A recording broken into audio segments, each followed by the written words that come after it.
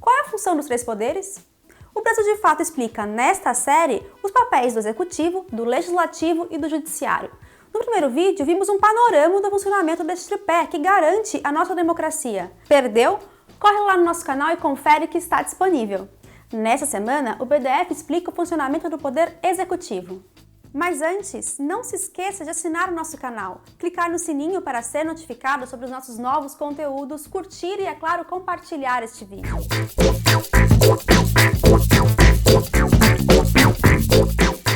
O Poder Executivo é dividido em três esferas: federal, estadual e municipal, e exercido pela figura do presidente do país, pelos governadores estaduais e pelos prefeitos.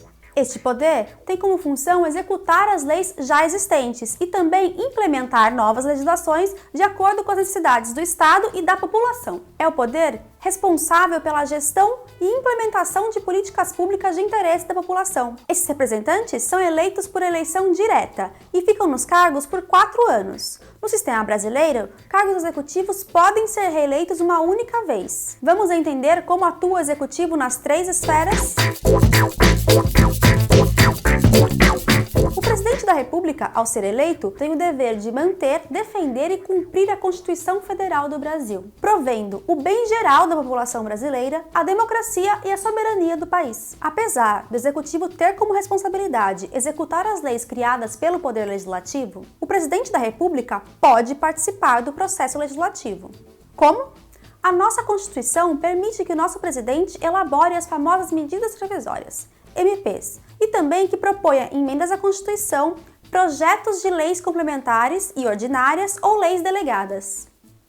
Mas essas devem ser discutidas e aprovadas pelo Poder Legislativo. Da mesma forma, as leis aprovadas pelo Legislativo também estão sujeitas à aprovação ou veto do presidente. E no caso de veto parcial ou integral, voltam para a discussão nas casas legislativas. Essa é uma das formas de garantir a harmonia dos poderes. No Judiciário, é responsabilidade do presidente nomear os ministros do Supremo Tribunal Federal, STF, a mais alta instância do poder. No entanto, essas nomeações devem ser aprovadas pelo Senado. O presidente é também o chefe supremo das Forças Armadas, compostas pela Marinha, Exército e Aeronáutica, assessorado pelos Conselhos de República e de Defesa Nacional. Assim como o presidente, o governador nomeia secretários de Estado para auxiliar na sua administração. O número de secretários pode variar de um estado para o outro. Os secretários nos estados possuem funções semelhantes às dos ministros no âmbito federal. O governador também nomeia os responsáveis pelas autarquias, as entidades de administração pública, como o Detran, por exemplo. O governador representa o Estado nas suas relações jurídicas, políticas e administrativas. Ele também exerce, sanciona, promulga e publica as leis no âmbito estadual. O governador também emite decretos, norma pela qual o chefe do executivo estabelece determinações concretas ou diretrizes gerais para execução e aplicação das leis. Do mesmo jeito que o presidente, os governadores também podem vetar total ou parcialmente projetos de lei. E, em caso de relevância e urgência, também podem emitir medidas provisórias, que também devem ser discutidas e aprovadas pelas Assembleias Legislativas para serem convertidas em lei. No âmbito da segurança pública, respondem aos governadores as polícias civil e militar dos estados, sendo subordinadas às secretarias de Estado de Segurança Pública. Já na educação, é o secretário de Educação quem gerencia o planejamento e as finanças do Estado na área, definindo, por exemplo, a formação dos professores e a merenda dos alunos.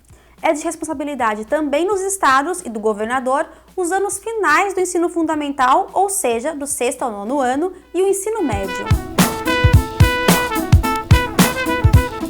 Esse poder é exercido pelo prefeito de cada município e, assim como nos anteriores, é auxiliado por secretários. De acordo com a nossa Constituição, cada município é autônomo e é responsável pela sua própria organização, administração e arrecadação de impostos. Os prefeitos são responsáveis pela administração dos serviços públicos municipais nas áreas da saúde, educação, transporte, segurança e cultura. Os prefeitos, assim como o presidente e governadores, também podem apresentar projetos de lei à Câmara Municipal de Vereadores e também sancionam ou vetam as leis.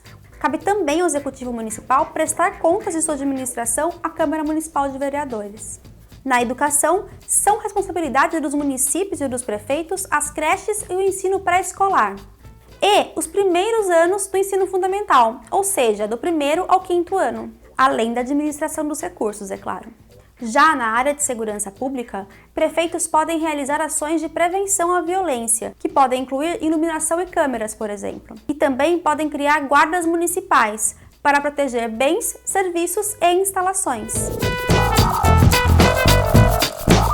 Como já falamos, os cargos do executivo não são soberanos, ou seja, em casos de crime de responsabilidade, por exemplo, podem sofrer impeachment, que é a destituição do cargo por meio de um processo político-criminal instaurado por denúncia do Legislativo, para apurar a responsabilidade do presidente da República, governador ou prefeito por grave delito ou má conduta no exercício de suas funções.